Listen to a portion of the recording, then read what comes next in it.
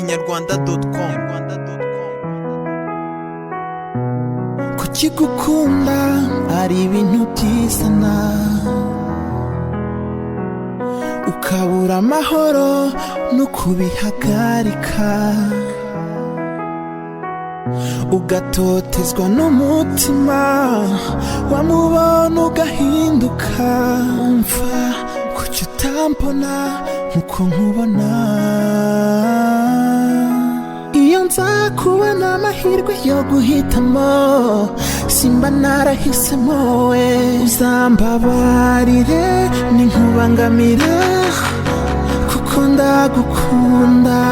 Ndabizi ko ufite undi, gusa nanjye sinjye nta mahitamo mfite.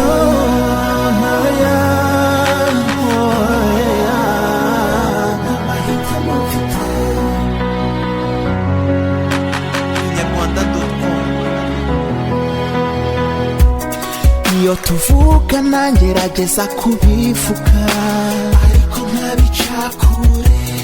Iyo mpobereye bindara mu mutima, nkabifata uko utabifashe. Iyo ukunda hageze umutima urashengurwa. Oya sinkurenganya, nawe simurenganya. Sinjye nikosa ry'urukundo. Iyo nza kubona amahirwe yo guhitamo, simba narahisemo we.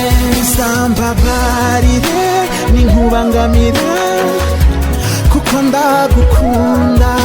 Ndabizi ko ufite undi, gusa nanjye sinjye nta mahitamo mfite. Nta mahitamo mfite, nta mahitamo.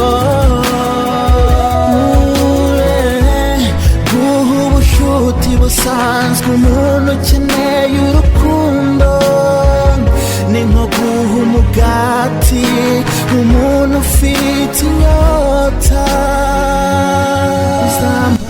inyarwanda.com. Nkubangamira kuko ndagukunda. Ndabizi ko ufite undi, gusa nanjye sinjye nta mahitamo mfite.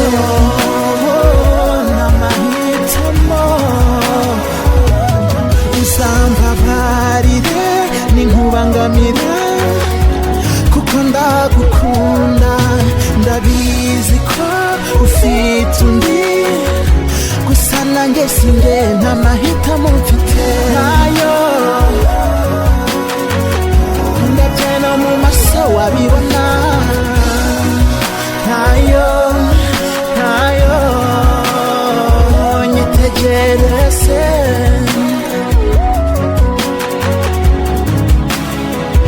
Nta mahitamo. inyarwanda.com.